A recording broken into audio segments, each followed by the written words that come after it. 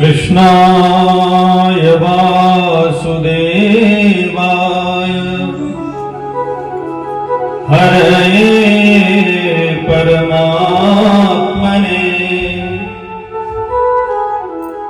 प्रणतक्लेशनाशाय गोविन्दाय नमो नमः। वृन्दाय तुलसीदिव्यै प्रियाय केशवस्य च विष्णो भक्तिप्रदे देवी सत्वते नमो नमः। लक्ष्मीनाथ समारंभा नाथयामुनमध्यमाम् अस्मदाचार्यपर्यन्ताम् वन्दे गुरु परम्पराम्। यो नित्यम् अच्युतपदाम्बुजयुग्मरुग्मव्यामोहतस्तदितराणि तृणाय मेने अस्मद्गुरोर्भगवतोऽस्य दयैकसिन्धो रामानुजस्य चरणौ शरणं प्रपद्ये। नारायणं नमस्कृत्यं नरं चैव नरोत्तमम् देवीं सरस्वतीं व्यासं ततो जयमुदीरये।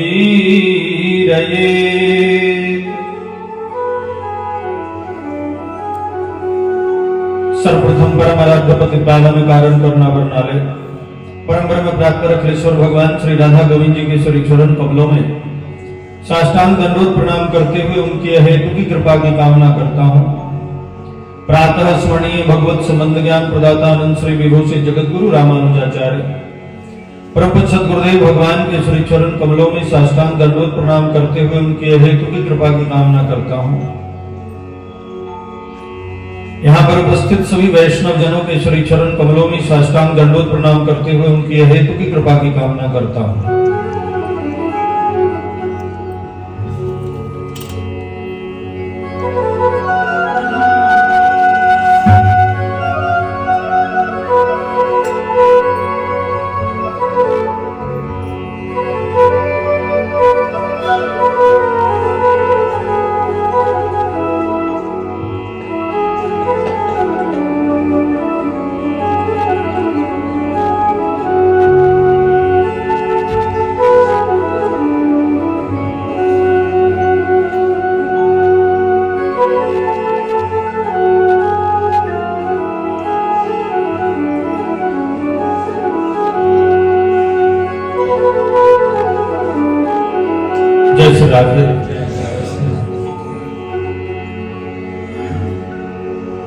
श्रीमद्भागवत सप्ताह ज्ञान महायज्ञ का प्रथम दिवस एक बार पुनः ठाकुर जी ने दास को आप सबकी कृपा से वाणी सेवा का सौभाग्य प्राप्त किया।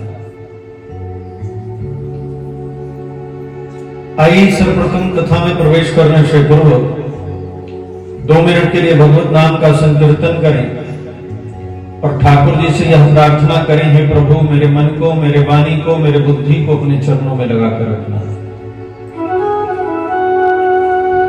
जय जय राधा रमन हरि बोल, प्यारो राधा रमन हरि बोल। जय जय राधा हरि बोल, प्यारो राधा रमन हरि बोल। जय जय राधा रमन हरि बोल, प्यारो राधा रमन हरि बोल। जय जय राधा रमन हरि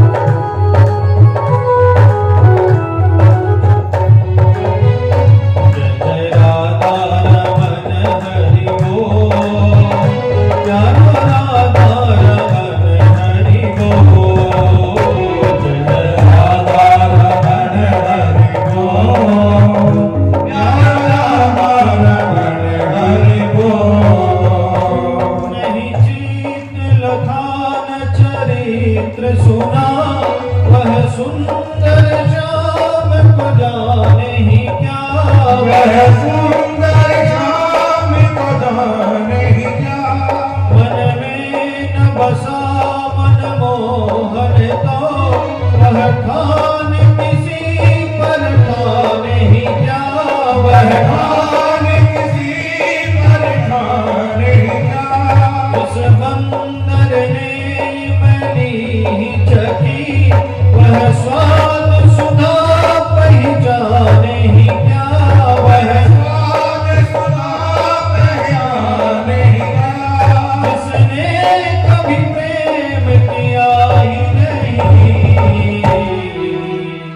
वह प्रेम किया हो को जाने ही क्या, वह प्रेम किया को जाने ही क्या। वह प्रेम किया हो को जाने ही क्या, वह प्रेम किया को जाने ही क्या। राधा रमन हरि बोल, प्यारो राधा रमन हरि बोल, राधा रमण हरि बोल, प्यारा राधा रमण हरि बोल। राधा रमन हरि बोल, प्यारो राधा रमन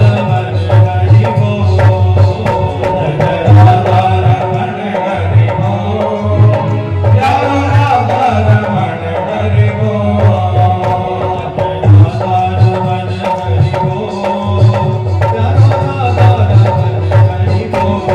राधा रमण हरि बोल, प्यारा राधा रमण हरि बोल। राधा रमन हरि बोल, प्यारो राधा रमन हरि बोल, राधा रमण हरि बोल, प्यारा राधा रमण हरि बोल। राधा रमन हरि बोल, प्यारा राधा रमण हरि बोल, प्यारो राधा रमन हरि बोल, प्यारा राधा रमण हरि बोल, प्यारा राधा रमण हरि बोल, प्यारा राधा रमण हरि बोल।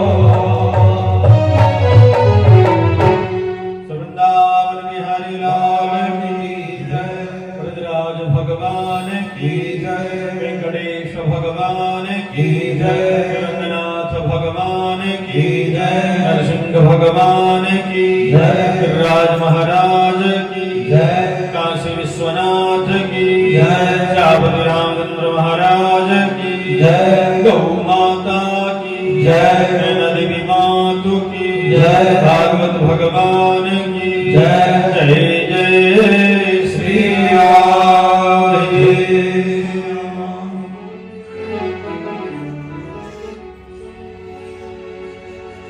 श्रीमद्भागवत सप्ताह ज्ञान महायज्ञ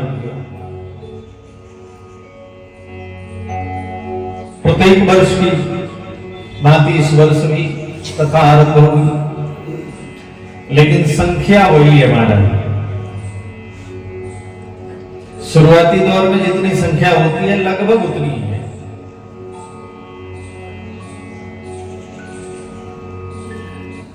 श्री राधे।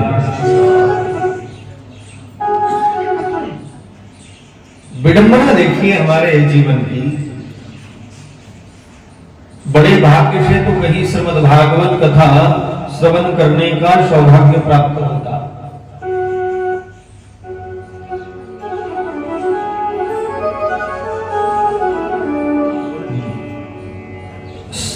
जब तक इस शरीर से साधन नहीं हुआ तो इस शरीर का फायदा क्या है? साधन धाम मोक्ष कर द्वारा, गोस्वामी जी लिखते हैं मानस में, साधन धाम मोक्ष कर द्वारा, जो न पाई परलोक सुधारा। ये मानव शरीर मिला और साधन ही नहीं कुछ बन पाया। साधन ही जीव को मोक्ष प्रदान करता है, और इस शरीर में आने के बाद भी अगर हमने अपने परलोक को नहीं सुधारा तो फिर फायदा क्या है? अरे दूर जाने में तो फिर भी कह सकते हैं भैया दूर जाना पड़ता है, महाराज काम बहुत होते हैं, तो घर में है, गांव में ही है, ऐसा नहीं आएंगे 2-3 दिन में सब आ जाएंगे। लेकिन फिर आपका छूट जाता है, इसमें मेरा कोई नुकसान नहीं है। मेरी जो सेवा है वो तो मैं कर ही रहा हूं और वो करूंगा ही, लेकिन छूट आप ही का रहा है, क्योंकि आप वंचित हो रहे हैं, पूरा नहीं सुन पा रहे।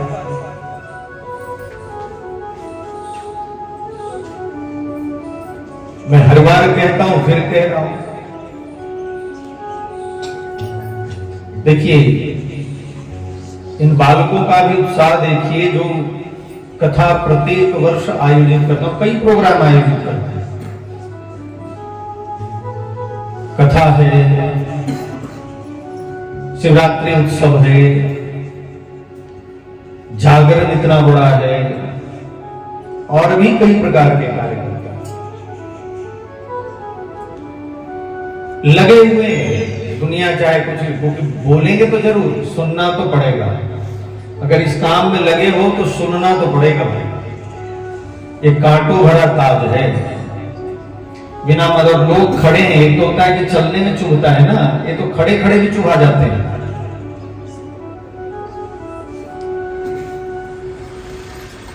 क्योंकि जब आप कोई भगवत सेवा कार्य करने निकलेंगे ना, तो दुनिया अब कहेंगे क्यों चुभाते हैं भैया, तो चुभाते इसलिए हैं क्योंकि कलयुग चाहता ही नहीं है, तो 2 4 5 बंदे छोड़ देता है, वो खड़े होते हैं कांटे लेकर के, बगल से गुजरे नहीं कि उन्होंने चुभाना ही नहीं, उनके नजदीक नहीं जाओगे तो वो नजदीक आपके आएंगे। लेकिन इसकी परवाह न करते हुए जीव को अपने पथ पर अग्रसर होना चाहिए। और ये जो कमेटी है हमारी, जो बालक कार्य कर रहे हैं, ये महाराज प्रशंसनीय ही नहीं, अनुकरणीय भी है, प्रशंसा करने योग्य ही नहीं है। कम से कम इनसे देख करके सीखना चाहिए जीव को, निस्वार्थ भाव से अपना काम धंधा छोड़ करके लग जाते हैं। भाई हर कोई जीवन में, हर किसी के पास काम, हर किसी को अपने धन कमाने हैं, परिवार का भरण पोषण करना है, इन कामों में लगकर अपना काम क्यों खराब करें? लोग तो यही सोचते हैं ना, विचार तो ऐसा ही है, आज कलयुग का जमाना है तो विचार यही, उसके बावजूद भी लगे हुए हैं। और इतना इनके मेहनत के बाद भी अगर हम आकर न सुने तो हमसे बड़ा अभागा कौन होगा। और श्रीमद् भागवत सप्ताह ज्ञान महायज्ञ जैसा अगर यज्ञ हो रहा हो तो उसकी महिमा ही कुछ और है। श्रीमद् भागवत भगवान की कथा से पूर्व श्रीमद् भागवत भगवान की महिमा का गान श्रीमद् भागवत भगवान की कथा में आता है। भगवान वेदव्यास जी महाराज ने श्रीमद् भागवत को लिखित रूप में करने से पूर्व श्रीमद् भागवत भगवान की महिमा का गान 2 ग्रंथों में किया। इसकी महिमा आप इसी बात से समझ सकते हैं, जिनको अभी तक लिखित रूप में नहीं किया गया है, उस ग्रंथ को उस ग्रंथ के बारे में, उस ग्रंथ की महिमा का बखान भगवान वेदव्यास जी 2 ग्रंथों में कर रहे हैं, एक पद्म पुराण में और एक स्कंद पुराण में। और ऐसा कोई भी सनातन पद्धति का ग्रंथ नहीं है जिनकी महिमा का वर्णन उनसे इतर कहीं और 2-2 जगह गाई गई है, और वो भी तब जब तक कि अभी लिखित रूप में प्राकट्य भी उनका नहीं हुआ। इस श्रीमद् भागवत भगवान अकेले हैं ऐसे जिनकी महिमा का गान हुआ।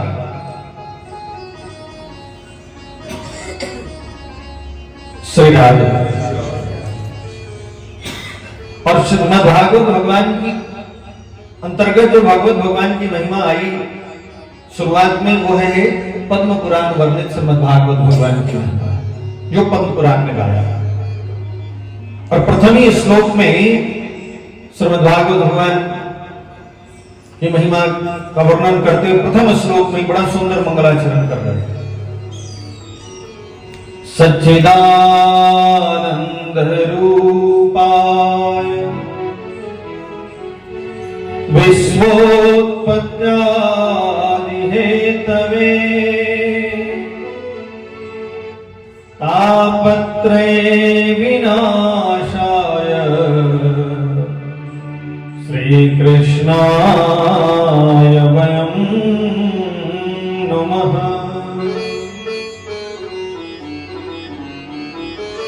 सच्चिदानंद रूपाय विश्वोत्पत्त्यादि हेतवे तापत्रय विनाशाय श्री कृष्णाय वयं नमः।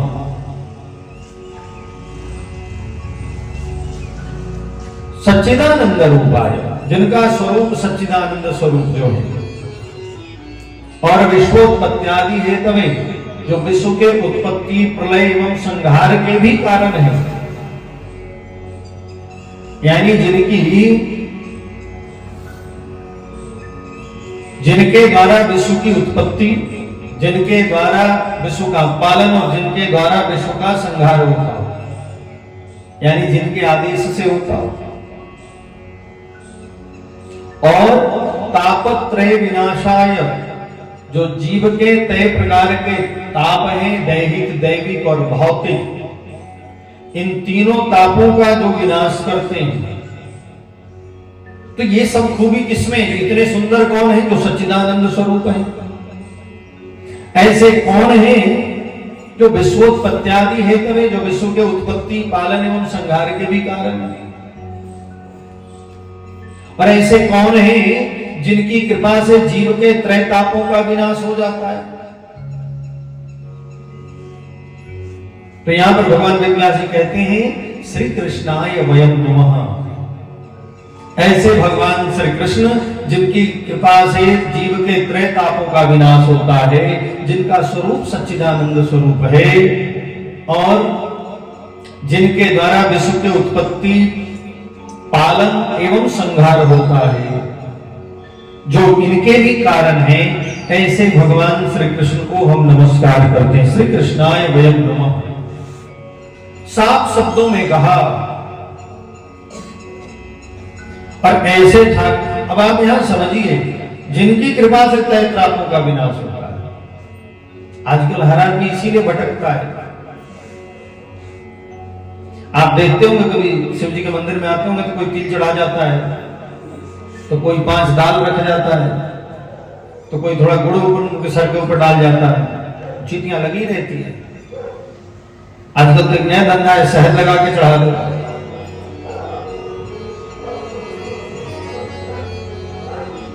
बताते हैं ना लोग, और खूब भीड़ जुटती है।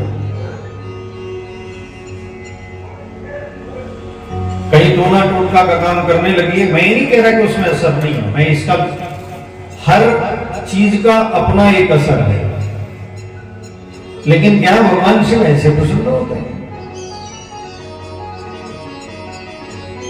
भगवान शिव तो कहते उमा कहूं मैं अनुभव अपना,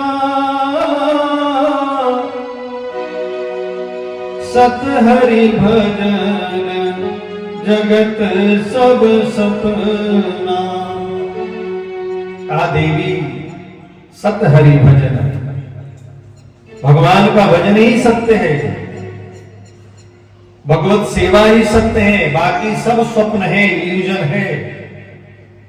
आज जो दिख रहा है वो कल नहीं होगा, हम ही नहीं होंगे। हमारे लिए तो सब स्वप्न है, संसार भी स्वप्न ही है। जागृत अवस्था में आदमी सोचता है मेरा अपना है, पता लगा जी तो अपना धन ही यही रह गया, हम छपरी हो। तो ये जो भटकाव है ना जीवन में, इधर उधर, कहीं ये मिल जाए वो मिल जाए, मिलेगा सब, लेकिन शर्त इतना है कि जब आप श्री कृष्णाय वयं नमः, जब भगवान की शरणागति करेंगे, बगैर भगवत शरणागति के जो भी मिलेगा अल्प मेधसाम, भगवान ने भगवत गीता में कहा ये थोड़ा है, क्षणिक सुख प्राप्त होता है, अभी है, कल नहीं होगा। और जब नहीं होता तो फिर आगे फिर भटकता है। पहले भटक भटक के थोड़ा बहुत प्राप्त किया, लेकिन बाद में वो भी जब चला गया थोड़े दिनों के बाद, तो फिर भटकना शुरू करता है। फिर सोचता है कि अरे अच्छा चल रहा था, और सडनली जो है महाराज एकदम से सब कुछ बदल गया, पता नहीं क्या हो गया। महाराज जी देखो जरा, हमारा देख लो, कुछ सबका एकदम से ठप पड़ गया है, चलता ही नहीं पे आजकल। अरे भैया, क्योंकि आपने अस्थाई छोड़कर अस्थाई के पीछे भागना शुरू कर दिया। परमानेंट को छोड़ करके आप इधर उधर थोड़े देर के लिए जो सुख प्राप्त कर दे। अब आप इसका उदाहरण आम भाषा में समझना है तो ऐसे समझिए भैया, सीधा सा पेट आइसक्रीम खाने से नहीं भरता, या आप एक चॉकलेट खा लोगे तो पेट नहीं भरेगा, थोड़ी देर के लिए मुंह में अच्छा लगेगा। पेट अगर भरना है, शरीर को संतुष्ट करना है, तो रोटी दाल चावल हमें भरपेट भोजन करना पड़ेगा।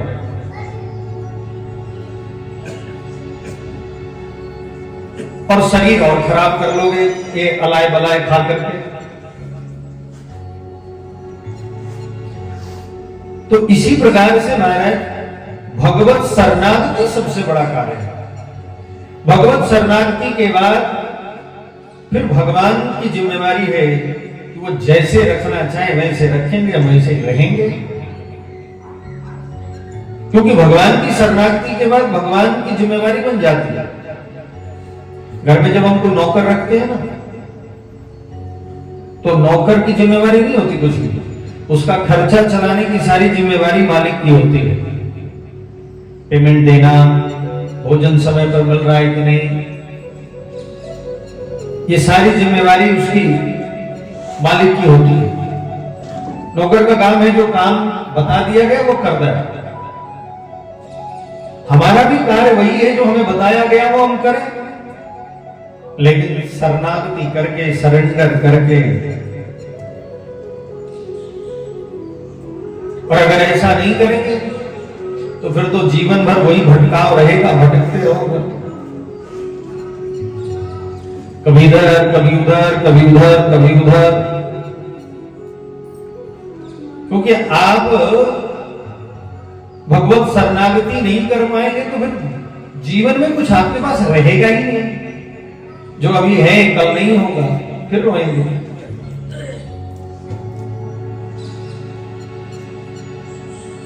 तो प्रथम श्लोक अगर समझ में आ जाए श्रीमद् भागवत महात्म का, तो जीवन आपको समझ में आ जाएगा कि जीवन में करना क्या है, हमारा उद्देश्य क्या है, हमारा आगमन क्यों हुआ है, किस कारण से हुआ है, इस मानव शरीर के मिलने का क्या अर्थ है।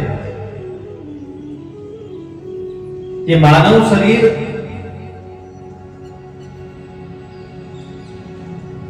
सिर्फ और सिर्फ विषय भोगों के लिए नहीं मिला, ये तो हर जन्म में करके जाएगा। ऐसा कौन सा जन्म था हमारा जिसमें हमने विषय भोग नहीं किया? सब में किया, यही करके आए। बीवी बच्चा घर द्वार सब बनाया, पढ़ाया लिखाया, खाए पिए सोए, और फिर परमानेंट ही सो गए, फिर तो कुछ बचा ही नहीं। तो ये कार्य तो हम करते आए हैं, ये कोई नई चीज तो हमारे लिए है नहीं, लेकिन हम उसी में लगे महाराज, वही सब कुछ है हमारे लिए। अब ये भी उसी में लगे, जबकि ये साधन धाम मोक्ष कर द्वारा, ये शरीर तो मोक्ष प्राप्ति के लिए हुआ है, ये शरीर तो भगवत प्राप्ति के लिए हुआ है। और अगर भगवत प्राप्ति नहीं कर पा रहे इस शरीर से और संसार में ही फंसे हैं, तो फिर इस शरीर का क्या फायदा उठाया हमने।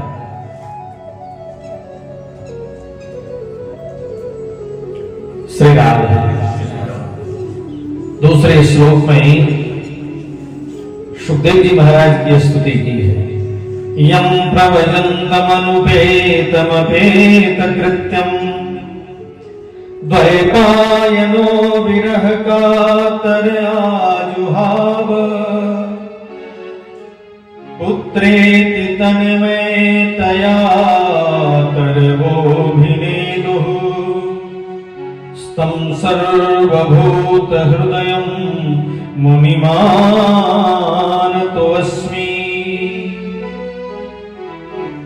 ऐसे श्री सुखदेव जी महाराज, जिन्होंने अपने लौकिक संस्कार से पूर्व ही घर का त्याग कर दिया और सन्यास के लिए वनगमन कर गए, और जब जा रहे थे तो उनके पीछे उनके पिता भगवान वेद व्यास जी बड़ी तेजी से व्याकुल होकर के विरह का तरह आजुहाव, हे पुत्र कहकर दौड़े, तो वो तो मुड़कर देखे नहीं, बदले में वृक्षों ने उत्तर दिया। ऐसे श्री सुखदेव जी महाराज को हम नमस्कार करते हैं। श्री राधे। नैमिष सारंग का क्षेत्र है महाराज, और नैमिष सारंग में सूत जी महाराज विराजमान है, और सूत जी के पास आकर के सौनकादि ऋषियों ने पहले तो सूत जी को प्रणाम किया, प्रणिपातेन परिप्रश्नेन सेवया, आकर के प्रणिपात करते हैं यानी दंडवत प्रणाम करते हैं, और फिर कुछ प्रश्न पूछा,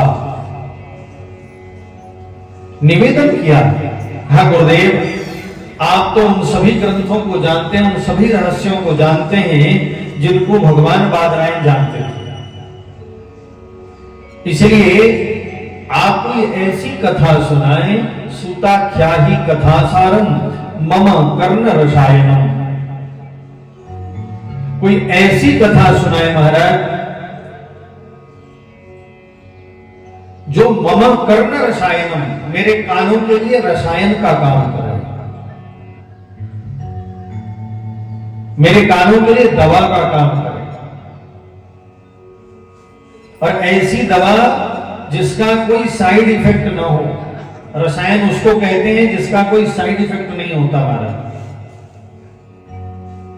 किसी भी स्थिति परिस्थिति में खा लिया जाए, जैसे आंवला, आयुर्वेद में आंवला, हरड़, बहेड़ा, ये सब रसायन में आते हैं। तो किसी भी स्थिति परिस्थिति में अगर उसको आप लेंगे, आंवला को कैसे भी लीजिए, तो कहा सूताख्याहि कथासारम मम कर्ण रसायनम, मेरे लिए कोई ऐसी कथा सुनाए हम लोगों के लिए जो हमारे कानों के लिए रसायन का काम करे, कोई ऐसी कथा चाहिए। श्री राधे। महाराज इसके पश्चात देखा कि सूत जी अनुकूल हैं, मुस्कुराहट चेहरे पर आई, क्योंकि 88,000 संतों का आगमन हुआ है। सौनक जी इस प्रकार से प्रश्न कर रहे हैं जो स्वयं इतने विद्वान हैं, जो बहुत बड़े ग्रंथों के जानकार हैं, तपस्वी महावीर से महात्मा है उस मंडली में, और सब विद्वान हैं, लेकिन प्रश्न ऐसा है जैसे बिल्कुल जानते ही नहीं, अबोध बालक हो, बिल्कुल अनजान हो, अज्ञानी हो। कहा कोई ऐसी कथा सुनाए प्रभु जो मेरे कानों के लिए रसायन का काम करे। यहां तो महाराज उल्टा है, थोड़ा सा कोई पढ़ लिख जाए ना, वो कहता महाराज जरा ऐसा नहीं होता, मैं नहीं मानता आपकी बात, ऐसा कहते हैं, वो तुरंत आपसे बहस करने बैठ जाता है। आजकल तो मैं देखता हूं कथाओं में भी प्रश्नोत्तर का जो आंसर रहता है उसमें भी लोग बहस करते हैं। मैं तो कई बार सोचता हूँ महाराज लाइव दिखाते ही क्यों इन मूर्खों का बहस वाला। कोई बहस में मैं देखता हूं जो प्रश्न भी है वो भी बिल्कुल थेथरोलॉजी वाला प्रश्न होता है। कहते हैं ना, मैं कॉलेज की भाषा में कहा जाता था थेथर है, बेमतलब का बहस करने वाला। तो जैसे सोशियोलॉजी होता है ना, वैसे ही कहते थेथरोलॉजी होता है। थेथर आदमी बस बहस करना इसका काम है, कुछ ना कुछ मलंगा डालेगा, क्यों, उसके हर चीजों का क्यों, कुछ चीजें क्यों से नहीं तौली जा सकती। अब गाजर मीठा क्यों होता है, अब इसका क्या उत्तर दोगे? भाई एक ही तरह का मूली भी उसी तरह का होता है, वो भी जमीन में उगता है, आलू भी जमीन में उगता है, शकरकंदी मीठा होता है, जिमीकंद मीठा नहीं होता। शकरकंदी कच्चा खा सकते हैं, गाजर कच्चा खा सकते हैं, मूली कच्चा खा सकते हैं, सलजम कच्चा खा सकते हैं, जिमीकंद खा के दिखाओ। यहाँ जिमीकंदी कहते हैं ना, क्या कहते हैं? जिमीकंद या सूरन? जिमीकंद। आप अब इस बहस का क्या उत्तर आप दोगे? भाई जिमीकंद क्यों नहीं कच्चा खा सकते? क्यों भाई, वो भी वैसे ही उगता है, हम तो कच्चा खाए तो खा ले भाई, मना कौन कर रहा है? अब उससे बहस करके क्या फायदा? को करी तर्क बढ़ावई साथा, बेमतलब का बहस करके कुछ फायदा तो है नहीं। एक ही क्यारी में सब लगा दो, सलजम भी चुकंदर भी एक ही लाइन में, एक चुकंदर एक गाजर एक मूली सब चिपक चिपक के पैदा होंगे, लेकिन सबका स्वाद अलग है। ये कह दीजिए एक ही मिट्टी में डाली थी, ये अलग अलग कैसे हो गए? ऐसे तो नहीं होना चाहिए। अब बताओ, मूली कड़वा लग रहा है और ये गाजर मीठा लग रहा है। मिट्टी एक, खाद एक, कलर भी चेंज हो गया सबका और स्वाद भी बदल गया। अब उसका क्या उत्तर आप देंगे? तो यहां थोड़ी सी विद्वता आने के बाद लोग फिथरोलॉजी में लग जाते हैं। नहीं जी मैं नहीं मानता, मत मान भाई, तुझे मानने को कौन कह रहा है? मैं तो नहीं मानता इन सब चीजों को, मत मानो। यहां इतने बड़े विद्वान होने के बावजूद भी यहां पर आकर के कहते हैं सूताख्यादि कथासारम मम कर्ण रसायनम, कोई ऐसी कथा सुनाए प्रभु जो मेरे कानों के लिए रसायन का काम करे। और देखा कि मुस्कुराए, सूत जी को आश्चर्य हुआ, बताओ इतने विद्वान लोग और हमारे पास आकर के इस प्रकार की बात कर रहे हैं क्योंकि सूत जी व्यास गद्दी पर बैठे।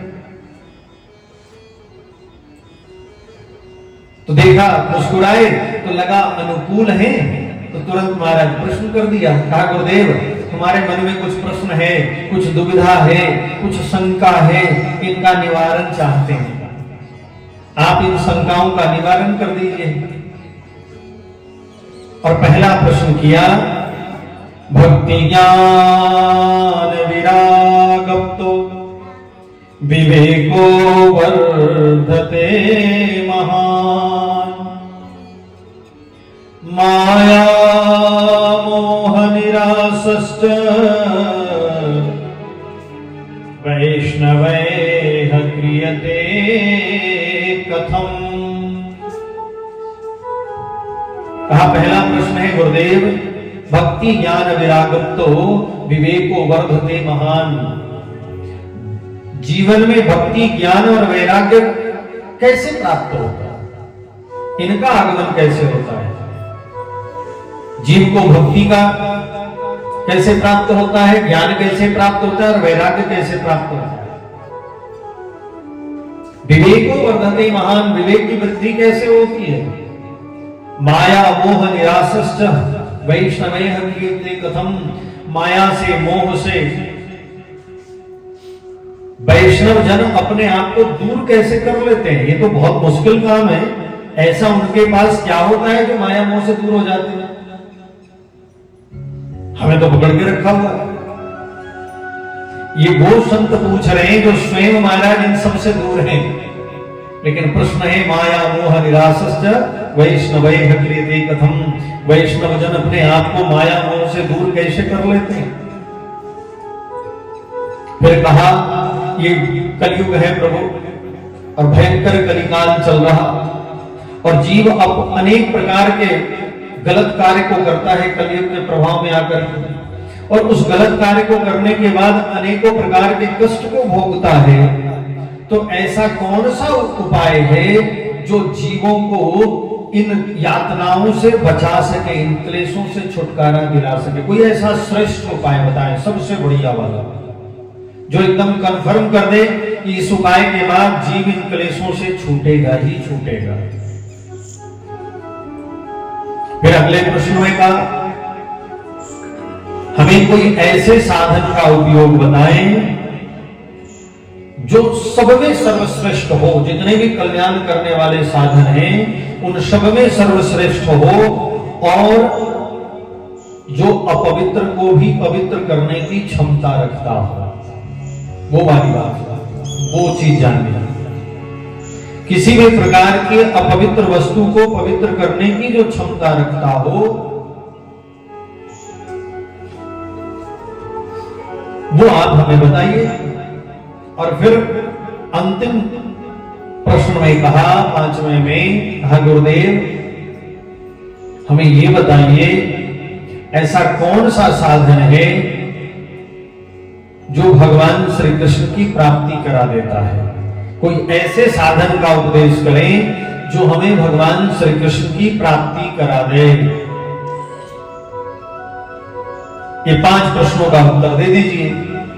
और इसके पश्चात फिर गुरु की महिमा का बखान किया। कहा, प्रेक्षति गुरु प्रीतो वैकुंठ योगी दुर्लभम। अगर जीव को कोई चिंतामणि मिल जाए ना, तो ज्यादा से ज्यादा स्वर्ग का सुख प्रदान कर सकती है। लेकिन अगर गुरुदेव प्रसन्न हो जाए, अगर गुरुदेव की कृपा हो जाए, तो वो जीव को वैकुंठ, जो बड़े बड़े योगियों के लिए भी दुर्लभ है, उस वैकुंठ की प्राप्ति करा देता है। श्री राधे। देखिए, बगैर गुरु के कुछ भी संभव नहीं है। और भगवत सेवा से भागवत सेवा बड़ा माना गया है।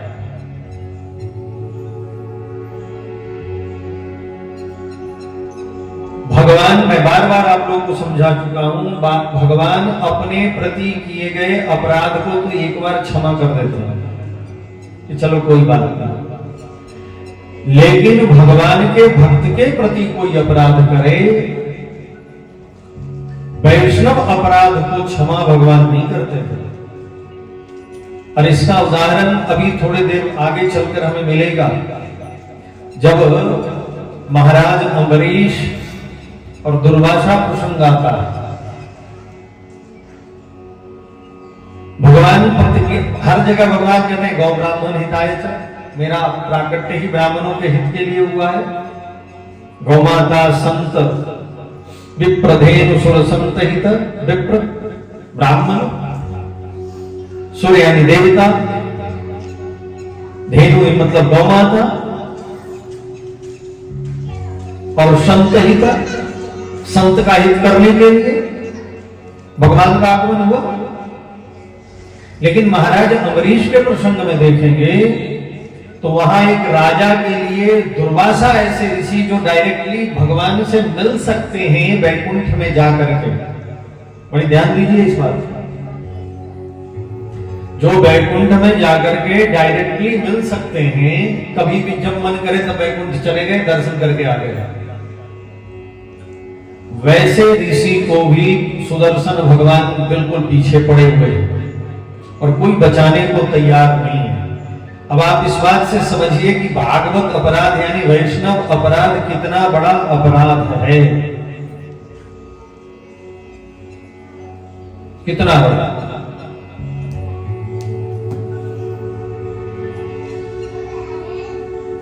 कई बार हमें लगता है नहीं, अरे क्या है, मैं बार बार कहता हूं अच्छा नहीं कर सकते, कुछ बढ़िया नहीं कर सकते, तो मुंह बंद रखो और चुपचाप बैठे रहो, नहीं तो इतनी तेज लंगड़ी पड़ेगी। इसका एक और प्रसंग मिलेगा श्री राम, भरत जी का प्रसंग देखिए। भरत जी के प्रसंग में आपको ये चीज मिलेगा, भरत जी के प्रसंग में ये चीज आपको मिलेगा। भरत जी महाराज के प्रसंग में अगर आप देखेंगे तो भरत जी को जब अहित करने के लिए देवराज इंद्र ने मां सरस्वती से प्रार्थना की तो देवगुरु बृहस्पति ने कहा कि आप छेड़ना भी मत इनको। अगर आपने छेड़ दिया तो आप फंस जाएंगे। अब तक आपने जो कुछ भी किया वो सब भगवान के लिए किया, तो भगवान के प्रति किए गए किसी कार्य को लेकर के कोई लेना देना ठाकुर जी को ज्यादा नहीं है। भगवान गुस्सा नहीं करते, कोई बात नहीं, ठीक है भाई। लेकिन अब जो तुम कह रहे हो वो भरत जी के लिए कह रहे हो, और भरत जी भगवान के अनन्य भक्त हैं, शरणागत हैं, वैष्णव हैं, परम वैष्णव हैं। तो राम रोष पावक सो जरई, गलती से भी अगर तुमने इनके साथ कुछ किया तो फिर तुम्हें कोई बचाने वाला नहीं होगा। जिस राम रोष पावक सो जरई, भगवान के क्रोध में जल करके तुम और तुम्हारा देवलोक दोनों समाप्त हो जाएगा। इसलिए गलती से भी तुम भरत जी के प्रति कुछ मत सोचना, जो सोचना है उधर सोचते रहो, वहां भगवान क्षमा करते रहेंगे, कोई बात नहीं, गलती हो गई कोई बात नहीं।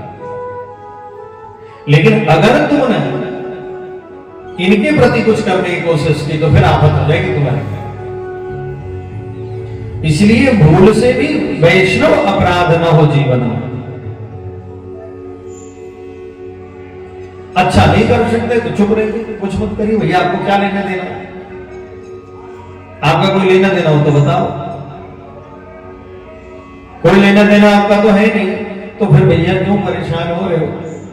यहां पर गुरु की महिमा का वर्णन किया, कहा परेक्षति गुरु प्रीतो वैकुंठ योगी दुर्लभम। अगर गुरुदेव प्रसन्न हो जाए तो बड़े बड़े योगियों के लिए दुर्लभ वैकुंठ की प्राप्ति करा देते हैं। योगियों को भी वैकुंठ की प्राप्ति नहीं होती, वहां तो भक्त ही जाते हैं, वहां तो वही जाते जो शरणागत हैं। श्री राधे। इसलिए जीवन में गुरु का बड़ा महत्व है। लेकिन हमारे यहां एक प्रथा है, जब सब काम हो जाएगा फिर कहते हैं असी तब करना जी, असी हमारे देवी तो उम्र ही क्या है, अभी तो न्याणे हैं बेचारे, पता तो है नहीं उम्र कब तक है, कन्फर्मेशन तो कुछ भी नहीं। और जब कन्फर्मेशन कुछ भी नहीं है तो ये कैसे पता लगेगा कि कब रहेंगे कि नहीं रहेंगे। मैं बार बार कहता हूं, भजन भोजन तीर्थाटन विद्या अध्ययन ये सब बचपन से लेकर जवानी तक की चीजें हैं। बचपन से लेकर जवानी तक में निपटा दो तब तो मामला ठीक है। बुढ़ापे में न भजन होता है, न भोजन होता है, न तीर्थाटन होता है।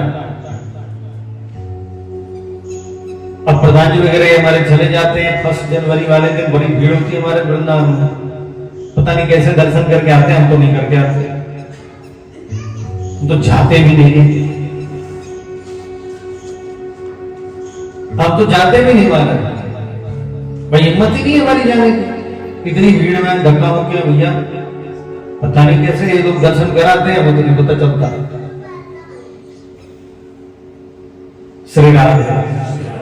अब अगर ये जवान न हो तो बुढ़ापे में तो जाकर सोच भी नहीं सकते, दर्शन करके दिखाओ। अब सुविधाएं हो गई, पहले तो सब तीर्थाटन जवानी में ही होता था, पैदल जाना होता था, साथ में 50 किलो की पोटली होती थी, कुछ जगह तो बैलगाड़ी से चले जाते थे, कुछ जगह बैलगाड़ी नहीं जाती थी। अब केदारनाथ बद्रीनाथ जाना हो तो वहां तो कुछ नहीं जाता था। श्री राधे। तो अब उसको कहेंगे जी 70 साल के हो जाएंगे फिर जाएंगे, तो हो गया है आपका। आज भी केदारनाथ अगर आज भी जाना हो तो 70-75 साल की उम्र में जाना मुश्किल काम है। थोड़ी ऑक्सीजन भी कम रहता है, ऊंचाई की व्यवस्था है, ठंड बहुत है, पैदल चलना पड़ता है। खच्चर में भी तो तब बैठोगे ना जब खच्चर पे बैठने लायक हो गए, खुद ही खच्चर से ज्यादा खराब हो रखे हो, खच्चर पे क्या बैठोगे। इसलिए आवश्यक है भजन भोजन तीर्थाटन विद्या अध्ययन ये सब जवानी में हो जाए। बचपन से लेके जवानी तक में जब हम निपट ले इस काम को, क्योंकि जब तक आचार्य कृपा नहीं होती, जब तक गुरुदेव की कृपा नहीं होती, जीव भगवत प्राप्ति नहीं कर सकता।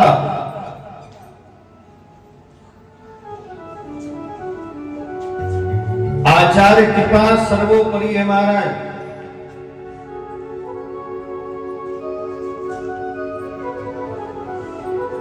इसलिए यहां पर गुरु की महिमा का बखान शौनकादि ऋषियों ने किया। अब सौनक जी इस प्रकार की बात कर रहे थे तो उनकी बातों को सुनकर के प्रसन्न हो गए सूत जी की, चलो कहा महाराज मैं जानता हूं आप लोग कथा सुनने में बड़े निपुण हैं, इसलिए इस प्रकार की बात कर रहे हैं, क्योंकि आपको सुनना कथा है और कथा का आरंभ ही शंका से होगा। सीधे आकर कहते कि मुझे कथा सुननी है तो कहते छोड़ो बाद में देखेंगे। अब यहां प्रश्न है, अब इन प्रश्नों का उत्तर तो देना होगा। कहा आपका जो ये प्रश्न है कि भगवान के प्रेम से ओतप्रोत है महाराज, ये आपका अंतःकरण भी भगवत प्रेम से ओतप्रोत है, इसलिए आप इस प्रकार का प्रश्न कर रहे हैं। और जितने प्रश्न आपने कहा भक्ति ज्ञान और वैराग्य की प्राप्ति कैसे होती है, वैष्णव जन अपने आप को माया मोह से दूर कैसे कर लेते हैं,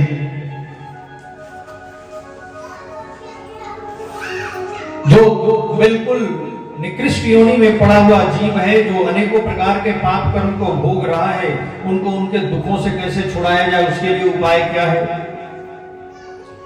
और ऐसा कोई उपाय जो अपवित्र को भी पवित्र करने की क्षमता रखता हो, आपका एक प्रश्न ये भी है। और फिर कहा कि जो कृष्ण की प्राप्ति करा दे, ये प्रश्न भी है आपका। ये जितने प्रश्न आपने किया उन सभी का उत्तर देते हुए सूत जी कहते जो मैं आपको बताने जा रहा हूं उसे बड़े ध्यान से सुनिएगा, क्योंकि जो मैं आपको बताने जा रहा हूं वो समस्त शास्त्रों का निचोड़ है, निष्कर्ष है, एसेंस है। और ये जितने प्रश्न आपने किए हैं इन सभी प्रश्नों का उत्तर भी वही है। भगवत प्राप्ति से लेकर के ज्ञान वैराग्य भक्ति और माया मोह, ये सारे प्रश्नों का उत्तर है। और उस जो चीज मैं आपको बताने जा रहा हूं उससे ज्यादा प्रसन्न करने वाला और कोई साधन नहीं है ठाकुर जी को, जिससे सबसे ज्यादा ठाकुर जी प्रसन्न होते हैं वो मैं आपको बताने जा रहा हूं, जिससे जीव को भक्ति ज्ञान और वैराग्य की प्राप्ति हो जाती है, जिसका सहारा लेकर, जिसका अवलंबन लेकर के और वैष्णव जन माया मोह से दूर हो जाते हैं, वो मैं आपको बताने जा रहा हूं। जिस सिद्धांत में अपवित्र को भी पवित्र करने की क्षमता हो वो मैं आपको बताने जा रहा हूं। श्री राधे। क्योंकि ये कलयुग है और कलयुग में अनेकों प्रकार के जीव पाप कर्म को कर रहा है, इस कारण से अनेकों प्रकार के पाप कर्म को भोग रहा है। और वो जो अनेकों प्रकार के पाप कर्म को भोग रहा है ना महाराज, वो अनेकों प्रकार के पाप कर्म को भोगने के कारण अनेकों प्रकार के कष्ट को भी भोग रहा है। ऐसे जीव को भी छुटकारा दिलाने वाला साधन यही है। लेकिन बहुत महत्वपूर्ण ये साधन है तो, लेकिन सुनने का अवसर भी बड़ी मुश्किल से मिलता है। और उस साधन का नाम है श्रीमद् भागवत कथा। लेकिन शौनकादि ऋषियों जन्मांतरे भवेत पुण्यम तदा भागवतम लभेत, जब कई जन्मों के पुण्य का उदय होता तब जाकर कहीं श्रीमद् भागवत कथा श्रवण करने का सौभाग्य मिलता। कथा में आके भी नींद आ जाती है, या तो आ नहीं पाओगे और अगर आ भी गए तो सो जाओगे, ये भी परेशानी है। ऐसा नहीं है कि कोई सोने आता है यहां पर, मैं बार बार आप लोगों को समझाता हूं, कई बार में हंसी आती है, वो सोने नहीं आता। वो क्यों सोने आएगा यहां पर, क्या है? न गद्दा है न कछू है, बैठे हुए तो हैं, वहां तो कम से कम आराम से रजाई में ओढ़ के सो जाएंगे। गर्मी का मौसम है तो एसी लगाया सो गए। यहां क्यों कोई सोने आएगा? लेकिन यहां नींद खूब आती है, घर में नींद नहीं आती, कथा में नींद ज्यादा आती है। जो आदमी घर में नहीं सोता हो ना, उसको लाके बिठा दो कथा सुनने को।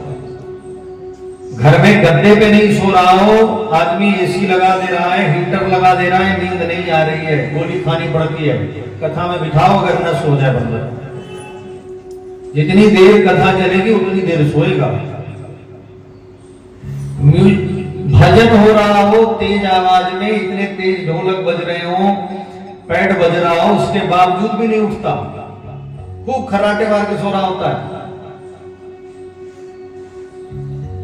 ऐसा नहीं वो सोने आ रहा, मजबूरी ये है कि जन्मांतरे भवे पुण्यम तदा भागवतम लभे, क्योंकि उसके खाते में उतना पुण्य ही जमा नहीं है कि वो पूरी कथा को श्रवण कर सके। और अगर उतना है नहीं खाते में जमा, तो फिर सुन भी नहीं पाएगा, वो सोएगा, कुछ न कुछ तो पंगा पड़ेगा, या तो आएगा नहीं, आएगा तो सोएगा। इसलिए कहा बहुत महत्वपूर्ण है सौनकादि ऋषियों, जन्मांतरे भवेत पुण्यम तदा भागवतम लभे। और ये इतना महत्वपूर्ण है कि जब मेरे गुरुदेव कथा सुना रहे थे सुखदेव जी महाराज, तो देवता अमृत कलश लेकर प्रकट भय और कहा ये अमृत आप ले लीजिए, परीक्षित को दे दीजिए, बदले में हमें कथा दे दीजिए। और हमारे गुरुदेव ने महाराज कथा देने से इनकार कर दिया। को कथा को सुधालो के को कांचक को मनिर्महान, कह दिया है कहां तुम्हारी ये सड़ी हुई कथा, तुच्छ कथा, और कहां ये हमारा श्री राधे, कहां ये तुम्हारी तुच्छ अमृत और कहां ये हमारी कथा। इन दोनों का कोई मोल ही नहीं महाराज। तुलना कर दी अमृत की, उस अमृत की तुलना कर दी कांच से। कहा जिस प्रकार कांच कितना भी चमकीला क्यों न हो, वो हीरे की बराबरी नहीं कर सकता, उसी प्रकार तुम्हारा ये जो अमृत है ना, ये हमारी कथा की बराबरी नहीं कर सकता। ठाकुर जी की कथा का जान नहीं देंगे। अब देवताओं को बड़ा आश्चर्य हुआ, बुरा भी लगा, अहंकार है ना थोड़ा सा, देवता है। ब्रह्मा जी के पास पहुंचे और सारी बात बताई, तो ब्रह्मा जी ने कहा फैसला कर लेते भाई, आखिर क्या है। तराजू के एक पलड़े पर श्रीमद् भागवत भगवान को बिठाया और दूसरे पलड़े पर समस्त प्रकार के पुण्य कर्म को रख दिया। लेकिन समस्त प्रकार के पुण्य कर्म मिलकर भी श्रीमद् भागवत भगवान के पलड़े को उठाने की बात तो छोड़िए, हिला भी नहीं पाए। और जब महाराज हिला भी नहीं पाए, और ये दृश्य जब देवताओं ने देखा, तो समझ में आया कि वो पूरे ब्रह्मांड के पुण्य कर्म भी इनकी बराबरी नहीं कर सकते। तो तुरंत देवताओं ने घोषणा कर दी, पठना श्रवणात् सद्यो वैकुंठ फलदायकम् सप्ताहेन श्रुतम चैतत सर्वथा मुक्तिदायकम्।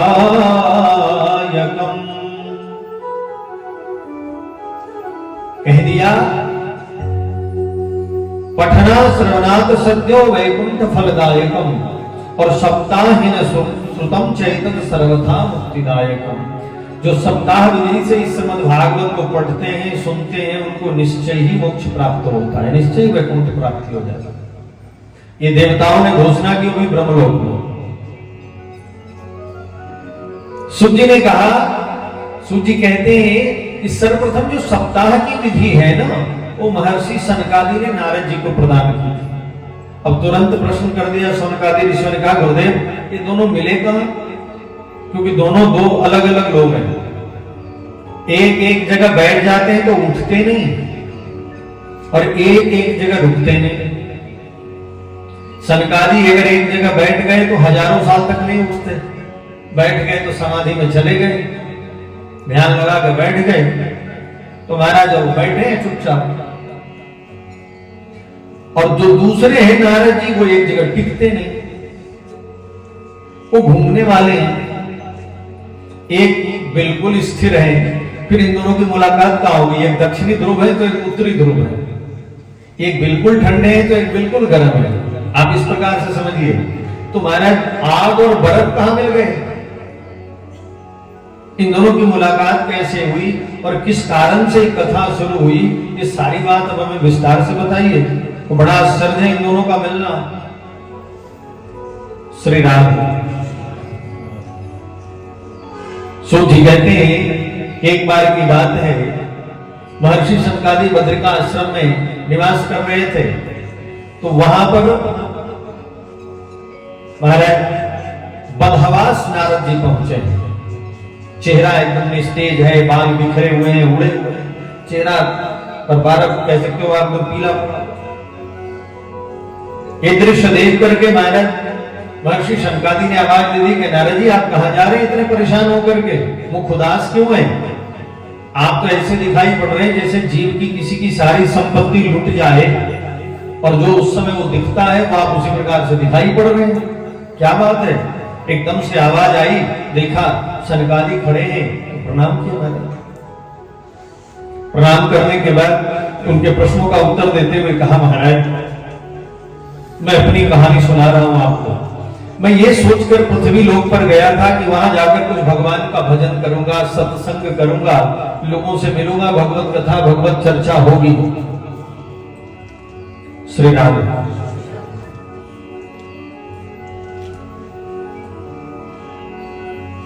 महाराज जब मैं वहां पहुंचा तो क्या देखा? वहां पहुंचा तो मुझे दिखाई पड़ा कि पृथ्वी पर कलयुग ने अपना कब्जा जमा रखा है। कहीं पर भी सत्य, पवित्रता, दया, ज्ञान दिखाई नहीं पड़ रहे। मैं सभी तीर्थों में गया महाराज, पुष्कर गया, प्रयाग गया, काशी गया, गोदावरी गया, कुरुक्षेत्र गया, हरिद्वार गया, सब जगह गया और सब जगह यही दिखाई पड़ा, मुझे कहीं भी शांति नहीं मिली। और तो और आश्रमों पर विधर्मियों ने अधिकार कर लिया, कब्जा कर लिया। घरों में स्त्रियों का प्रभुत्व हो गया है। अब घर को में वही मालकिन होगी। ऐसे घर की मालकिन वही होती है, लेकिन दूसरी वाली मालकिन की बात कर रहे हैं। और इतना ही नहीं, घर में मालकिन होते हुए भी महाराज आपस में लड़ रहे हैं। दंपति नामच कलकनम। अब घर में सलाह देने वाले साले हो गए हैं, सालियां हो गई हैं। तरुणी प्रभुता के हे श्याल को बुद्धिदायक। घर में नौजवान स्त्रियों का, तरुणी प्रभुता के, नौजवान यानी बहू है भाई। लड़की घर की यंग होती है तो उनका विवाह करके वो अपने ससुराल चली जाती है। तो घर में नौजवान स्त्रियों का राज्य हो गया है। और श्याल को बुद्धिदायक है। अब सलाह माता पिता से नहीं लिया जाता, अब बुद्धि देने वाले साले हो गए हैं, सालियां हो गई हैं, उनसे पूछा जाता है। आज आपकी स्थिति यही है। देखिए विवाह के बाद 3 ही जगह से रिश्ता रहता है, अपना ससुराल, उनका मायका। मैं उनका बोल रहा हूं तो थोड़ा इज्जत दे रहा हूं, नहीं तो उसका मायका हो जाता है। उनका मायका और बच्चे के मामा का घर, बस 3 जगह से। अपना ससुराल, उनका यानी पत्नी का मायका और बच्चे के मामा का घर, ये 3 ही जगह से रिश्ता रहता है। और ये 3 जगह का मतलब है एक ही जगह। जहां मेरा ससुराल है वहां पत्नी का मायका है, वहीं मेरे बच्चे का मामा का घर है। हाँ एक ही घर है, लेकिन रिश्ता 3 है हमारा। मेरा ससुराल है, पत्नी का मायका है और बच्चे के मामा का है जाना। तो शादी के बाद 3 ही रिश्ते बनते हैं। इसीलिए यहां नारद जी ने कहा तरुणी प्रभुता के है श्याल को बुद्धिदायक। घर में अब सलाहकार साला और सालियां हो गए। आजकल साले सालियों से पूछा जाता है कि करिए कि न करिए। अगर माता पिता जवाब कहने लगे तो कहना है तुहानू की पता, जमाना बदल गया, तुसी तो इदा ही कह गया। अरे भैया मेरे। और कहा यहां कह रहे हैं नारद जी, कहा महाराज अगर इतने पर भी ठीक रहता तो चलो कोई बात नहीं थी कि चलो अपना कमा खा रहे हैं, ठीक है भैया जो मर्जी करें। कहा तरुणी प्रभुता, यहाँ कहा दंपति नामच कलकनम, इसके बावजूद भी दंपति नामच कलकनम, दंपति यानी पति पत्नी के बीच में कलकनम, रोज लड़ते हैं, कुचर कुचर करते रहते हैं, फिर भी कलह करते हैं। घर में राज भी उनका, सब कुछ कब्जा जमाए बैठे हैं और फिर भी यहां पर गुल कर जा रहे हैं। क्या समझता है? किसी माताओं से पूछ लो, कहना मैंने पति कितना मिली हुई है, साढ़े सुनते नहीं मारा, मैं पड़ोसी सुन रहा। भाई कौन सी पड़ोसन है जिसकी सुन रहा है? ये तो बड़ी गड़बड़ बात है भैया, पता करो पता। भाई सुन किसकी रहा है? एक भी पत्नी मुझे ऐसी नहीं मिली जो ये कह रही हो कि साढ़े सुन दे रही, और वो बेचारा बिल्कुल ऐसा बना हुआ रहता है भीगी बिल्ली की तरह कि पत्नियां कहते हैं खड़े हो जाओ, तो बेचारा खड़ा हो जाएगा, उसकी मजबूरी है। जैसे गधे को नहीं कह देते कि एक बार बोझा लाद दिया, वो गधे को पता था जाना कहां है। आप देखना पहाड़ों में जाना, खच्चर और गधे वहां मिलेंगे आपको। आप हिमाचल चले जाओ ऊपर पहाड़ों में, तो वहां सामान ढोने के लिए गधों का इस्तेमाल किया जाता है। तो गधे के ऊपर सामान डाल दिया जाता है, गधे को पता होता है जाना कहां है। वो अपना ऐसे टुमक चलते हुए अपना वहीं पहुंच जाता है, वहां ले जाकर ईंट उतार देता है, बजरी उतार देता है, रेता सीमेंट सब उतार देता है, कुछ भी लादते। लेकिन सब कुछ यहाँ नारद जी को आश्चर्य बहुत है। कहा महाराज इतना करने के बाद भी आपस में लड़ रहे होते हैं, दंपति नाम कलकनम, वहां भी शांति नहीं है, वहां भी लड़ाई है रोज रोज। ये दृश्य को देखता हुआ मैं कुछ और आगे बढ़ा महाराज। जब वृंदावन पहुंचा और जब मैं जमुना जी के किनारे घूम रहा था तो दिखाई पड़ा कि एक जगह बहुत सारी लड़कियां खड़ी हैं, यंग। मैं चला गया, पता नहीं इतनी भीड़ क्यों है, और सब नौजवान लड़कियां खड़ी हैं। तो मैं जब नजदीक गया तो देखा कि वो लड़कियां एक गोल घेरे में खड़ी थी और उनके बीच में दो पुरुष, वृद्ध पुरुष लेटे हुए हैं और एक वहां पर नवयुवती बैठी है, बार बार उन वृद्ध पुरुषों को देखती है और फिर रोती है। और वृद्ध पुरुषों को देख करके जब रोने लगती हैं तो जितनी नौजवान स्त्रियां खड़ी हैं वो सबके सब उनको सांत्वना देती हैं, देवी मत रो। तो मुझे लगा कि चलो ये कोई सांसारिक कार्य है, मेरा क्या लेना देना, क्यों रो रही है, क्या रो रही है। तो मैं वहां से चलने लगा और जैसे ही मैं चलने लगा उसी समय वो जो दो वृद्ध पुरुषों के पास बैठी हुई स्त्री थी उसने हमें आवाज लगा दी और कहा, भो भो साधु क्षणं तिष्ठ मत चिंतामपि नाशयः दर्शनम तव लोकस्य सर्वथा गहरं परम। आवाज लगाकर उस देवी ने कहा, हे महात्मा, हे संत भगवान, भो भो साधु क्षणं तिष्ठ, थोड़ी देर के लिए रुक जाइए और मेरी चिंता का नाश करिए, मेरी परेशानी को दूर करिए। हमने तो सुना है महाराज, वो देवी कह रही है, नारद जी ने कहा, उसने इस प्रकार से कहा महाराज, देवी कहती है, हमने तो सुना है, दर्शनम तव लोकस्य सर्वथा घरम परम। जब वैष्णव जन संत भगवान के दर्शन होते हैं तो दर्शन से ही जीव का कल्याण हो जाता है। आप लोग पंजाबी में गाते हो ना, मुझे याद नहीं है, इनको याद होगा, संत दरसदा बड़ा ही महात्म, एक लाइन आती है, बड़ा भाग मुना दे जी जिनाते घर संत पदों ने आए। आप लोग ही गाते हैं और इसी बात को यहां पर वो देवी कह रही है, दर्शनम तव लोकस्य सर्वथा घरं परम।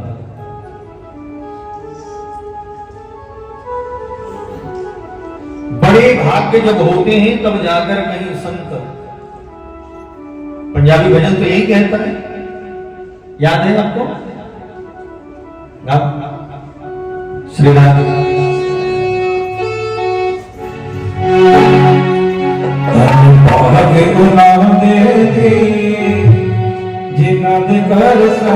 परोने आए।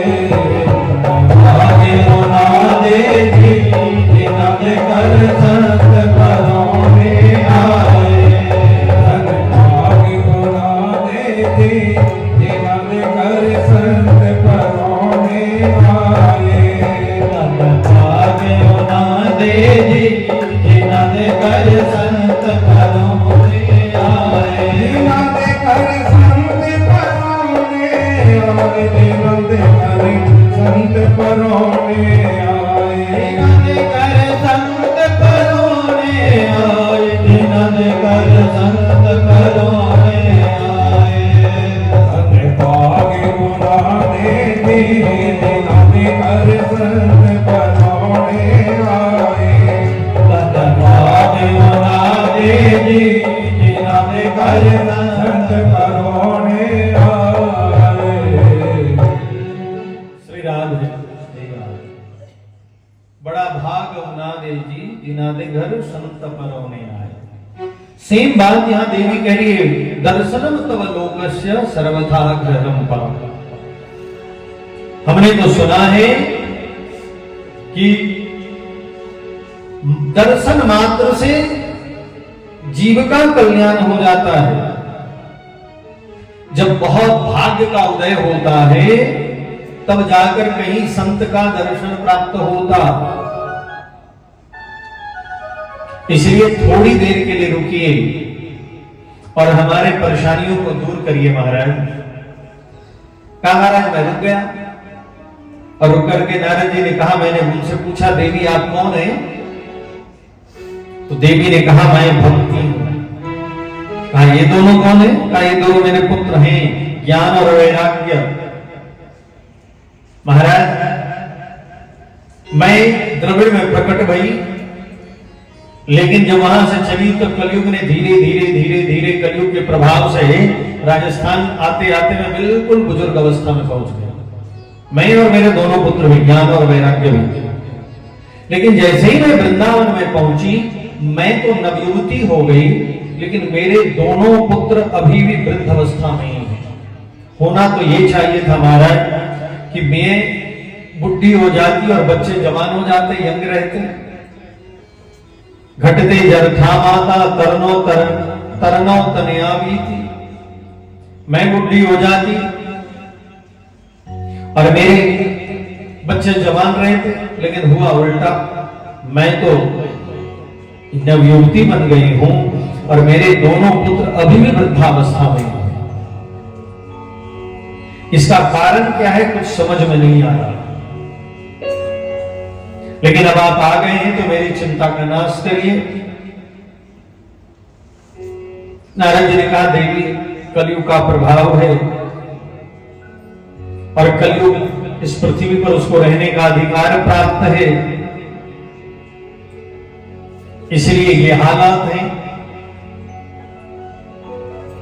आपके पुत्र को कोई नहीं चाहता, इसलिए और भी उनके हालात ज्यादा खराब है विषयानुराग होने के कारण। लेकिन ये जो प्रश्न आपका है कि आप नवयुवती बन गई, ये दोनों पुत्र भी उसी अवस्था में, तो इसका कारण ये है देवी धन्यम वृंदावनम तेनम भक्ति नृत्यति अत्र च। ये वृंदावन है देवी जहां पर भक्ति के चाहने वाले सदैव चारों तरफ मिल जाते हैं, नाचती हुई मिल जाती हैं।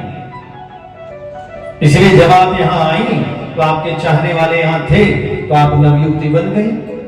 लेकिन आप वृंदावन में न तो कोई ज्ञान चाहता है न कोई वैराग्य चाहता है, इसलिए आपके दोनों पुत्र भी उसी अवस्था में। लेकिन ये यहां सो रहे हैं आराम से, इसका कारण यह है कि ये भक्ति भूमि है देवी, भगवान की भूमि है, इसलिए इनको यहाँ सोने में आनंद आ रहा है, इसलिए यहाँ आराम से सो रहे चुपचाप। अब भक्ति ने कहा, आपने कहा कि ये कलयुग है तो कलयुग को रहने ही क्यों दिया? परीक्षित ने मार दिया होता। नारद जी ने कहा देवी परीक्षित ने एक गुण देखकर रहने को स्थान दे दिया। अब बड़ा आश्चर्य है भक्ति को कि अभी तो आपने कहा कलयुग बड़ा खराब है, कलयुग में सब कुछ अवगुण ही अवगुण है, और अब आप कह रहे हैं कि एक गुण देखा और एक गुण देख करके रहने का स्थान दे दिया। तो आखिर ऐसा क्या गुण उसमें प्राप्त हो गया कि रहने का स्थान बना दिया? ऐसा क्या था उसमें? कुछ तो होना चाहिए, ऐसा क्या था उसमें? तो नारद जी ने कहा, देवी, जब परीक्षित ने एक गुण देखा और वो एक गुण इतना बढ़िया है कि वो सब अवगुणों पर भारी पड़ गया। यत् फलम नासति तपसा न योगेन समाधिना तत्फलम लभते सम्यक कलौ केशव कीर्तना। जिस फल की प्राप्ति करोड़ों वर्ष तक समाधि में रहने से, करोड़ों वर्ष तक यज्ञ करने से, करोड़ों वर्ष तक योग करने से, ध्यान करने से नहीं मिलता, वो फल कलौ केशव कीर्तनात्, कलयुग में मात्र भगवान केशव के, भगवान राम के संकीर्तन से मिल जाता है। और ये गुण जब देखा कि है मात्र संकीर्तन से कलयुग में भगवत प्राप्ति, तो इस गुण को देखकर रहने का स्थान दे दिया। अब फिर प्रश्न आ गया भक्ति का, अगर ऐसी बात है, लोग इतना भजन कर रहे हैं, तो फिर मेरी हालत क्यों है? श्री राम भाई, अगर कीर्तन करने से, भगवान के भजन करने से भगवत प्राप्ति हो रही थी, तो फिर इतना सब कुछ हो रहा था, तो फिर आखिर मेरी हालत क्यों हो गई? भाई मैं तो हिस्ट पुष्ट होनी चाहिए थी ना मुझे। नारद जी ने कहा, देवी नहीं तो हो रहा है, कोई कर ही नहीं रहा है ऐसा।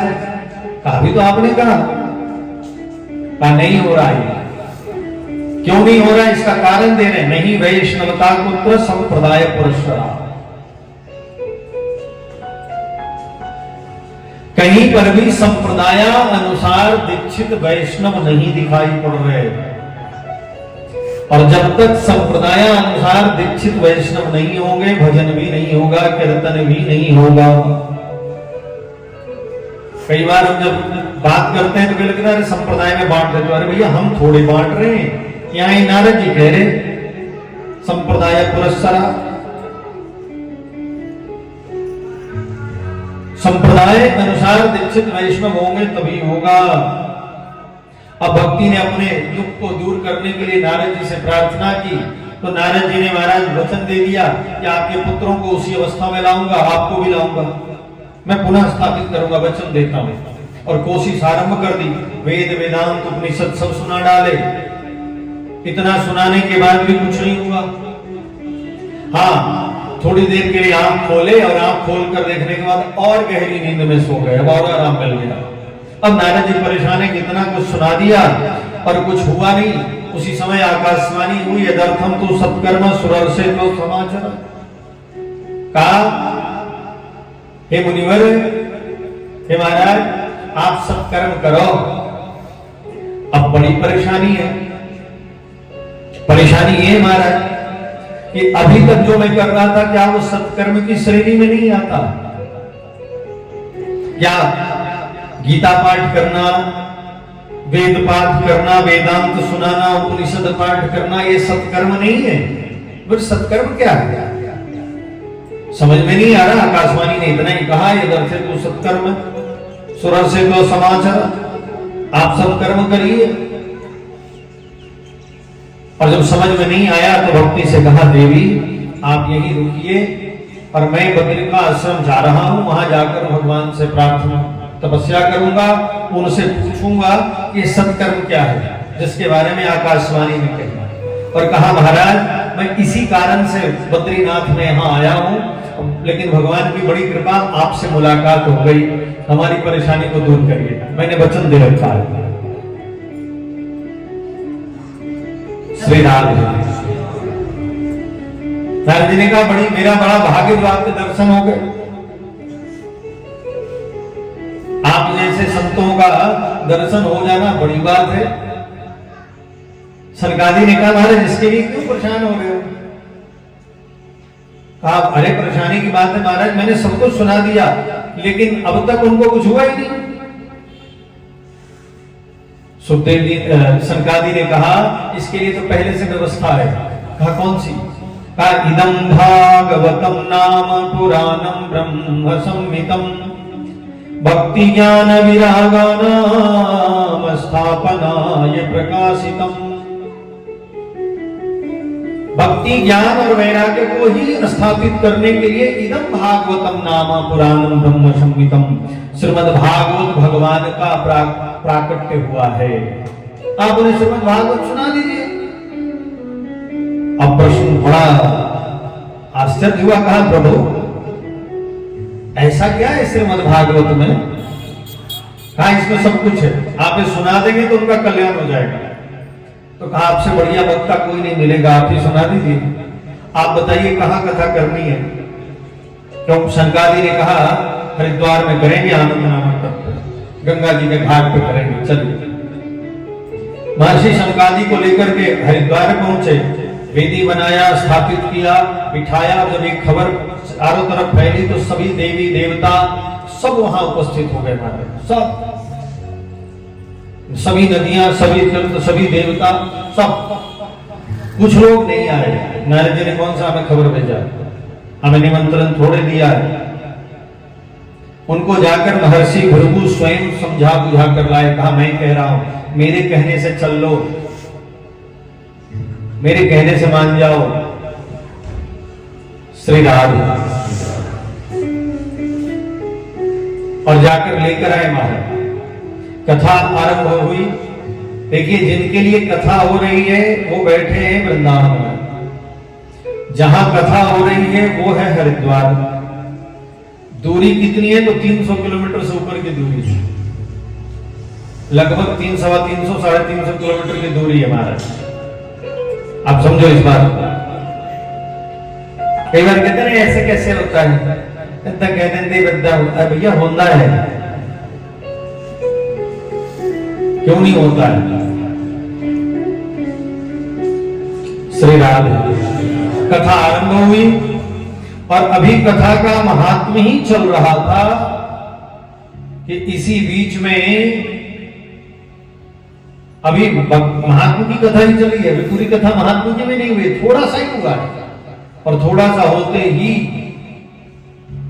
महाराज वहां अपने भक्ति दोनों पुत्रों को लेकर के, एकदम यंग दोनों पुत्र बने हुए हैं, गहनों से लदे हुए हैं, भक्ति भी गहनों से लदी हुई है, और नृत्य करते हुए वहां पर कथा के बीचों बीच प्रकट भई है, नाचती हुई, कीर्तन करते हुए। श्री कृष्ण गोविंद हरे मुरारे, हे नाथ नारायण वासुदेवा। श्री कृष्ण गोविंद हरे मुरारे, हे नाथ नारायण वासुदेवा। श्री कृष्ण गोविंद हरे मुरारे, हे नाथ नारायण वासुदेवा। श्री कृष्ण गोविंद हरे मुरारे,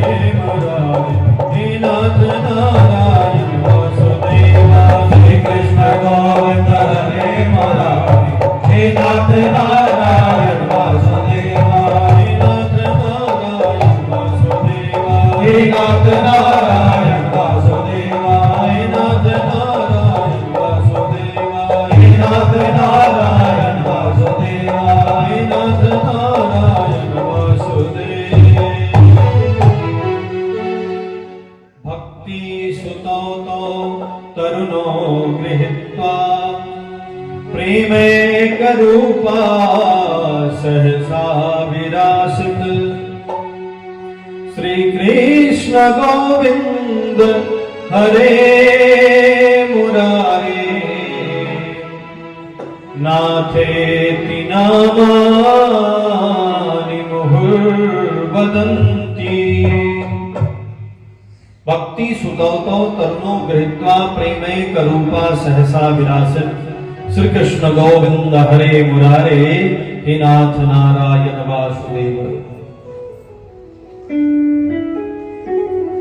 श्री कृष्ण गोविंद हरे मुरारे नाथेति नामानि मुहुर्वदन्ति। ये कीर्तन करते हुए वहां पर भक्ति प्रकट भई और महाराज सब लोग आश्चर्यचकित हैं कि आखिर ये हैं कौन जो एकदम से प्रकट हो गई, कहां से आई है और दिव्य स्वरूप है दोनों का। महर्षि शनकादि ने कहा ये भक्ति है, इनके साथ दोनों पुत्र हैं ज्ञान और वैराग्य। ये अभी अभी कथा के अर्थ से पुष्ट होकर निकली हैं। सबको लगा अच्छा, आश्चर्य भी हुआ। सबको पता है भक्ति ज्ञान और वैराग्य तो वृंदावन में पड़े हैं और ज्ञान और वैराग्य तो महाराज बिल्कुल वृद्ध अवस्था में चल भी नहीं पा रहे, सो रहे चुपचाप। भक्ति ने कहा गुरुदेव हमें बैठने का स्थान बता दीजिए, कहां रुकूं कहां रहूं।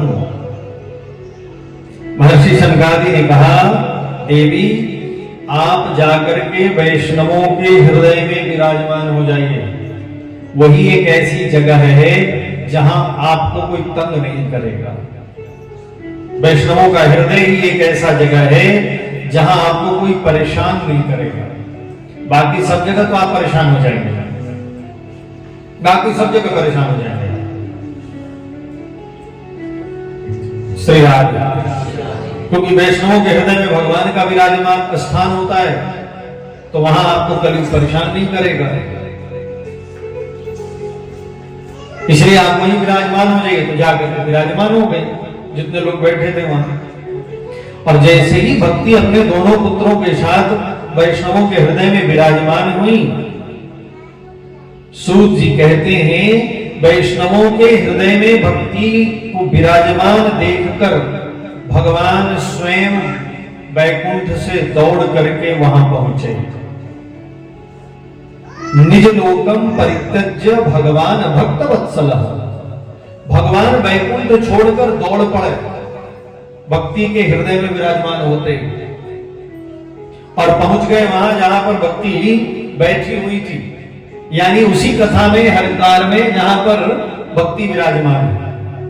और जैसे ही भगवान वहां पहुंचे वैसे ही भगवान के दूत वहां पहुंच गए। कोई मृदंग बजा रहा है, कोई करताल बजा रहा है, कोई मजीरा बजा रहा है, कोई कुछ बजा रहा है। महाराज सब पहुंच गए। उनके आते ही नंद सुनंद प्रहलाद ध्रुव सब के सब पहुंचे वहां। और जब स्वयं भगवान पहुंचे हुए हों, भक्ति विराजमान हो महाराज, तो वहां तो सब बिल्कुल आनंदित हैं, मंत्र मुग्ध हैं। श्री राधे। और इतना देखना था महाराज कि नारद जी ने कहा गुरुदेव अलौकिको अयम महिमा मुनीश्वराः, आज मैंने अद्भुत महिमा देखी मुनिवर। सप्ताह जन्यो अद विलोकितो मया, सप्ताह की कथा अद्भुत है और इसकी अद्भुत महिमा भी मैं देख रहा हूं। मूढ़ा सठा ये पशु पक्षिनोत्र सर्वे अपि निष्पापतमा भवन्ति। क्या मूर्ख, क्या दुष्ट, ये सबके सब निष्पाप हो गए। जड़ भी चेतन भी वृक्ष भी यहां निष्पाप हो गया। आज मैंने अद्भुत महिमा देखी है, सबके सब निष्पाप हो गए। लेकिन मेरे मन में एक प्रश्न है गुरुदेव, ठीक है भक्ति ज्ञान और वैराग्य तो अच्छे थे, पेड़ पौधे यहां बैठकर कुछ सुन भी रहे, वो भी ठीक ठाक ही हैं, लेकिन मेरे मन में प्रश्न है क्या जो अंतिम योनि में पड़ा हुआ हो, यानी जो निकृष्ट योनि में पड़ा हुआ हो, क्या उनका उद्धार भी संभव है? अंतिम पैदान पर वाले का भी उद्धार संभव है क्या? श्रीमद् भागवत से प्रश्न है। सुखदेव जी ने कहा, सूत जी कहते हैं, सनकादि कहते हैं हाँ इनका उद्धार भी संभव है। और तो और जो 5 प्रकार के महापाप बतलाए गए हैं, उन 5 प्रकार के महापापियों का भी उद्धार संभव है। 5 प्रकार के महापाप है महाराज। ब्राह्मण की हत्या करना है, ब्रह्म हत्या का पाप, गौ हत्या का पाप, सोने का चोरी करना, मद्यपान करना और इन चारों से संबंध रखना, ये 5 प्रकार के महापाप है। का इनका भी उद्धार संभव है। ऐसा नहीं है कि इनका उद्धार संभव नहीं है। श्री राधे,